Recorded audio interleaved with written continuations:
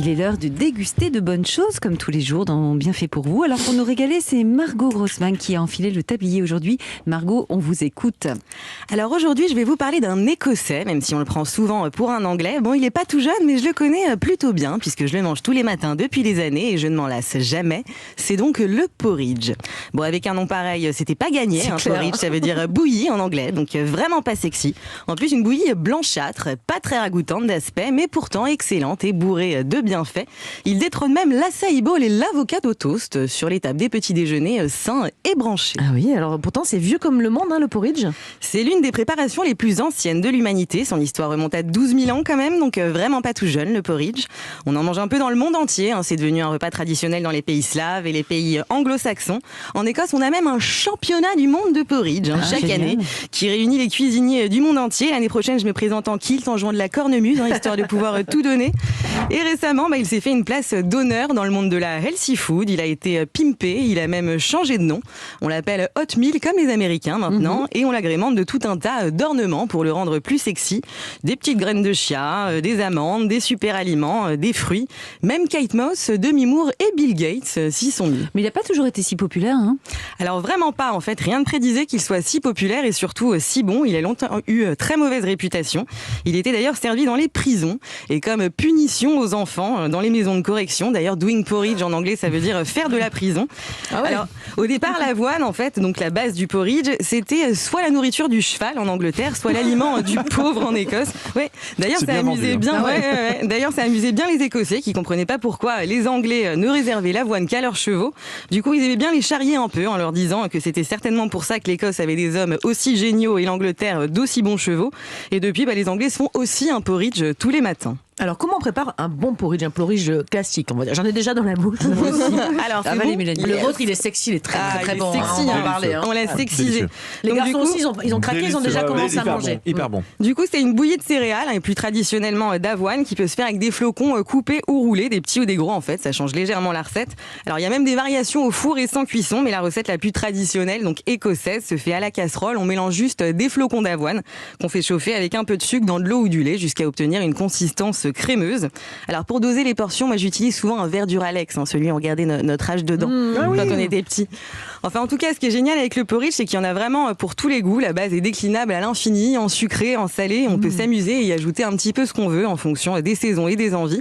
Pour varier, on peut même changer les flocons d'avoine par du millet, du quinoa, du sarrasin, du riz. Alors par contre, quand on prépare un porridge, il y a une petite règle à respecter. Attention. Alors il faut absolument le remuer dans le sens des aiguilles d'une montre et avec la main droite, ça porte bonheur. Si. Par contre, si vous le mélangez dans le sens contraire des aiguilles d'une montre et avec la main gauche, là c'est malheur assuré. Bon, moi je suis gauchère, donc j'ai toujours un petit peu galéré avec mon porridge. Et c'est bon pour la santé ou pas le porridge? C'est excellent. En fait, en 2015, des chercheurs d'Harvard ont même publié une étude qui prouve que consommer un bol par jour améliore l'espérance de vie et la santé. Bon, moi, ça fait à peu près 10 ans que je m'y suis mise, donc j'espère que ça va marcher. C'est bien que vous êtes silencieux aujourd'hui. C'est très bon. Alors en fait, les flocons d'avoine sont bourrés d'antioxydants, de vitamines, de fer, de magnésium, de zinc, de phosphore avec un indice glycémique très bas. Ils contiennent aussi des fibres qui nous rassasient l'estomac pour tenir sans problème jusqu'au prochain repas. L'avoine va aussi aider à la perte de poids, il améliore le transit, lutte contre la cellulite, diminue le taux de cholestérol et donc le risque de maladies cardiovasculaires. C'est aussi un allié belle peau et il est excellent contre l'anxiété. Et il y a quelqu'un qui va aimer ça parce que c'est l'allié du sportif aussi. Écoutez ça, Jean-Marc. Exact. Donc pour tous les sportifs, le porridge c'est vraiment l'ami du petit déjeuner, même si ça rime pas du tout avec ricoré. C'est une excellente source de protéines, de glucides et de bons acides gras qui sont essentiels à son alimentation. Aurène, vous qui êtes en salle de sport tout le temps, c'est pour vous aussi. Je suis très content là, j'adore. Mais c'est en récupération ou bien avant de faire son sport? Les deux, mais peut-être plutôt après.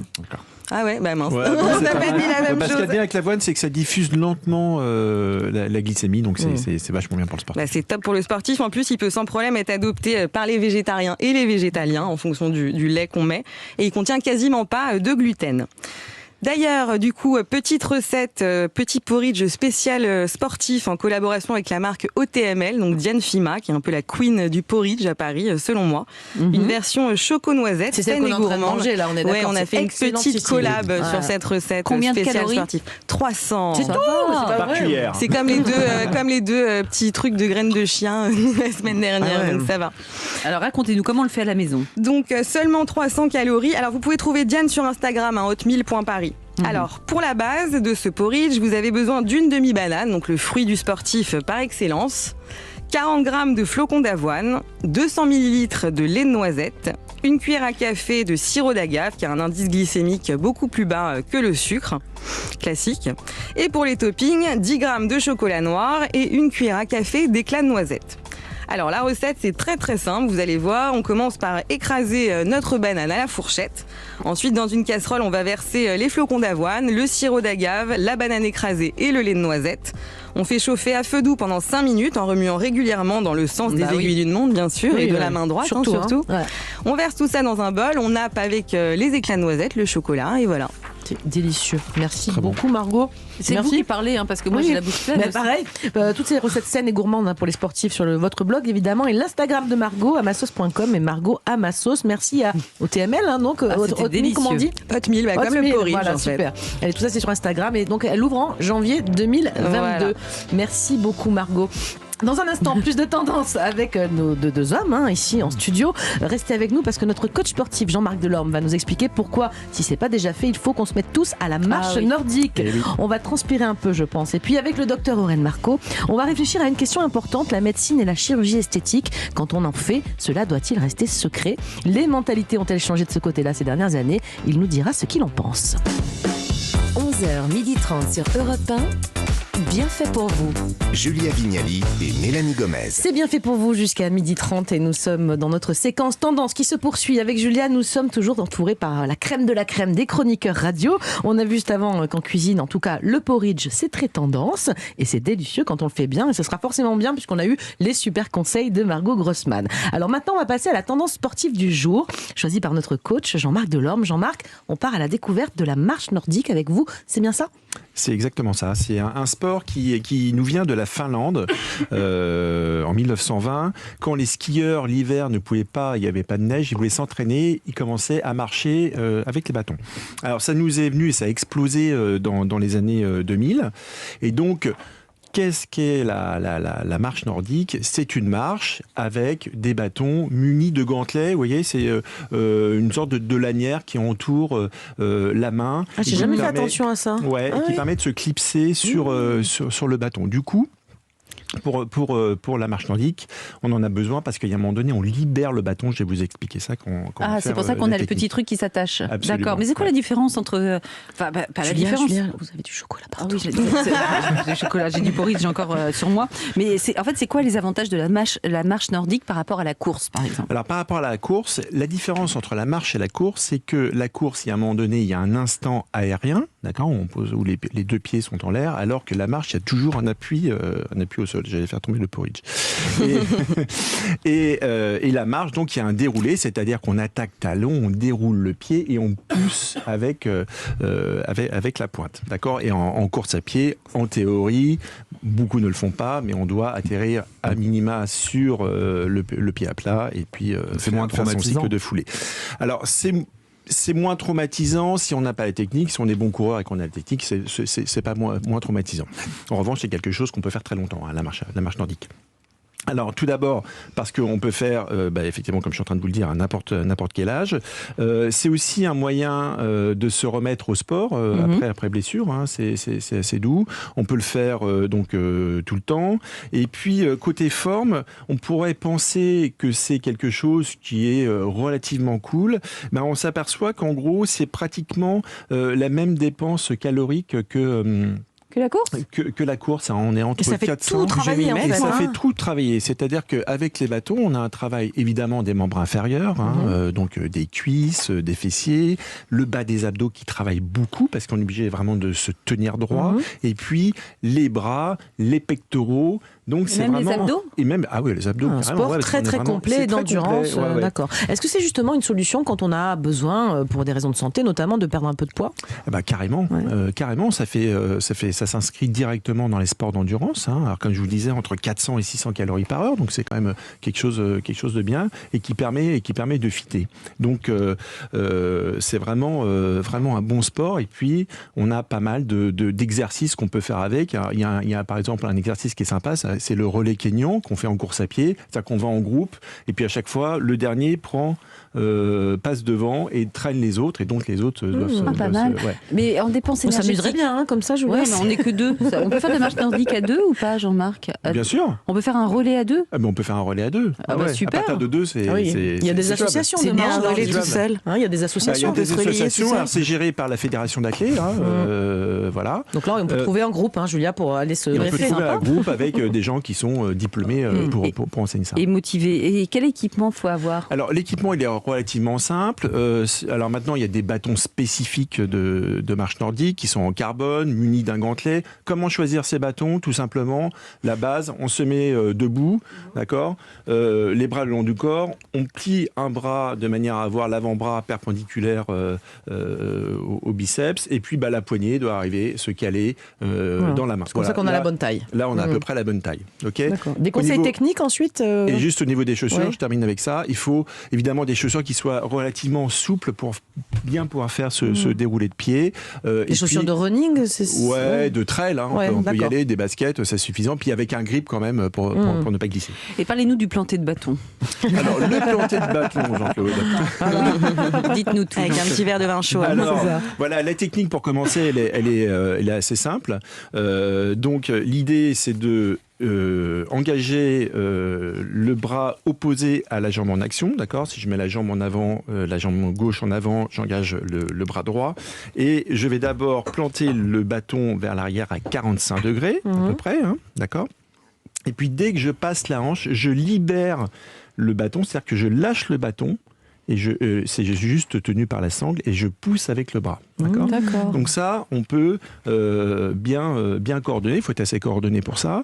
Et puis après, il y a d'autres techniques. On peut, quand ça monte un petit peu, pousser simultanément avec les deux bras. Voilà. Donc Et ça se pratique où, ça? alors ça se pratique Dans dans son les salon bois, dans les forêts. Dans les Et puis- locaux là d'Europe 1, si vous voulez. mais aussi, alors évidemment, quand vous êtes sur le bitume, il y a même des petits embouts caoutchouc qui se mettent au bout Ah, des pas bâtons. mal. Donc ça évite de faire clic, clic, clic, clic. Hein.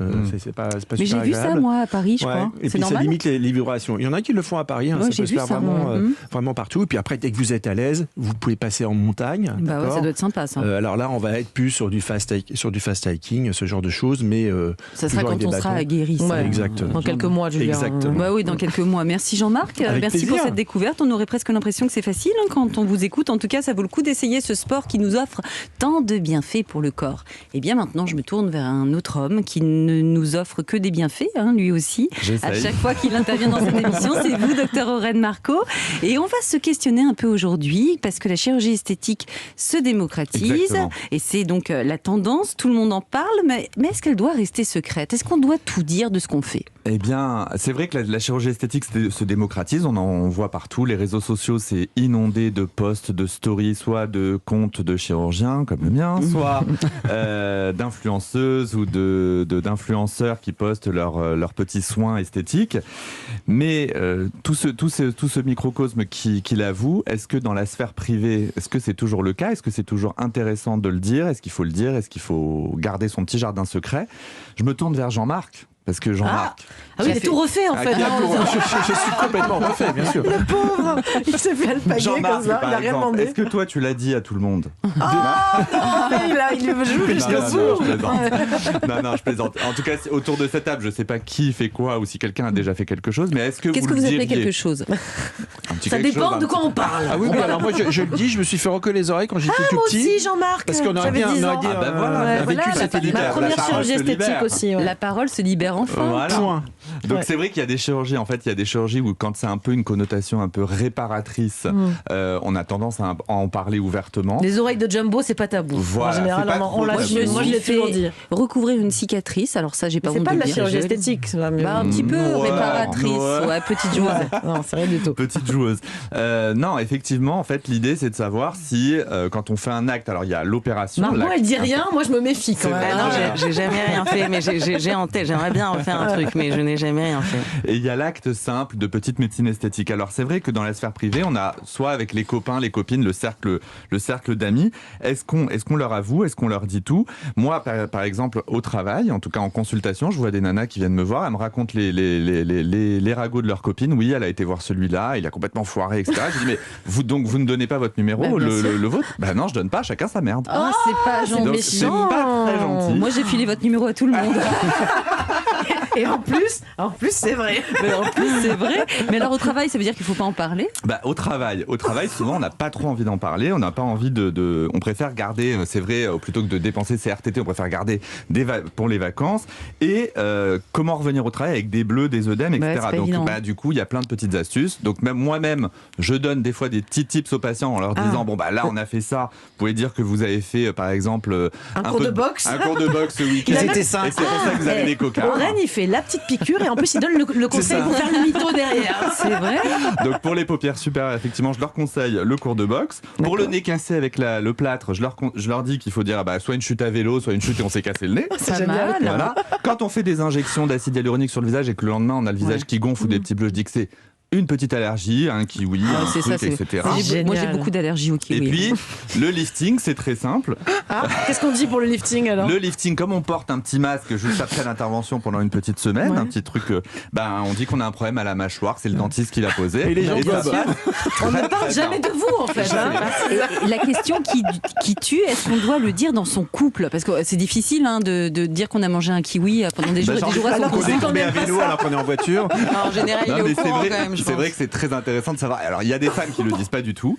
Alors, pour les petits actes de médecine esthétique, Ouais, moi j'ai fait effectivement, un peeling une fois, je lui ai pas dit, mais on s'en c'est fout, le non? petit Surtout, jardin secret, c'est ouais, ça. on s'en fout. C'est sympa de le garder pour soi. Après, pour une chirurgie, c'est plus dur. Mais j'ai quand même eu une nana qui a son mari est parti en voyage d'affaires. Elle a fait un lifting le jour où il est parti. c'est Il pas rentre vrai. 10 jours après. Il la trouve sublime. Elle lui a dit j'ai fait de l'acupuncture. C'est ça les traces que tu vois sur les côtés. Ah, c'est pas mal le coup de l'acupuncture. L'acupuncture, c'est magnifique. Ah, mais c'est génial. Mais les conjoints, ils ont pas peur un peu aussi? Ils sont pas un peu jaloux quand Bah, on ils sont commence à se tous jaloux, je trouve. Bah. C'est vrai que moi, j'ai tout le temps cette Mais c'est parce phrase. qu'ils nous aiment comme on est, non? Ils ont peur qu'on soit trop beau.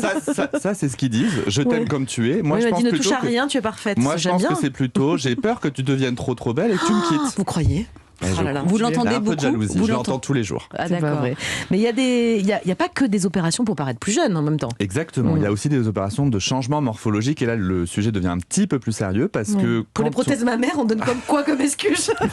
Et des insectes m'ont piqué. C'est ça. marche pas. Voilà. Des gros moustiques. Non, mais en tout cas pour les chirurgies de transformation, par exemple un vrai complexe comme la rhinoplastie, c'est vrai que d'en parler avant avec son entourage, C'est très important. les gens, ils peuvent avoir une image de vous, se créer leur propre image de votre résultat, qui peut ne pas du tout être en adéquation avec ce que vous avez envie et les possibilités thérapeutiques. Et du coup, quand vous réapparaissez après l'ablation du plâtre et tout, ils peuvent être un peu déçus, Un ne pas côté vous le dire. décevant, ah oui. Mais du coup, vous créez une sorte de malaise et vous pouvez mal vivre votre rhinoplastie. Donc c'est vrai que pour les chirurgies de transformation comme ça, où il y a un vrai complexe, je conseille de garder un peu secret. Puis après, une fois que Voilà. c'est fait, éventuellement on débrief. Merci beaucoup, Avec Dr Aurel plaisir. Marco, pour cet éclairage franchement très Oui, très intéressant, intéressant. sur finalement les dessous de ces interventions qui sont de plus en plus pratiquées, mais qu'on n'ébruite pas toujours, c'est vrai. C'était vraiment très instructif, je trouve, d'avoir votre point de vue de spécialiste sur ce sujet.